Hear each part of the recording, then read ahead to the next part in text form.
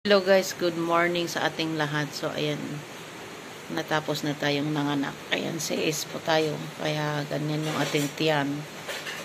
At iyon po yung aking binata.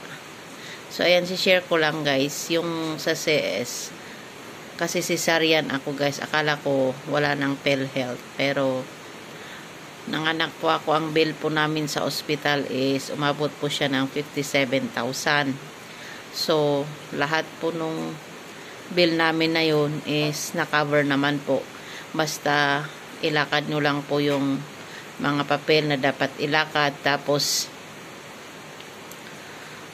ika-cover naman po lahat. Zero balance po yung bill ninyo. Tapos, kung mayroong mga gamot, for example, ako kasi CS ako, mayroong mga gamot na kailangan bilhin sa labas para gagamitin sa pag-uwi is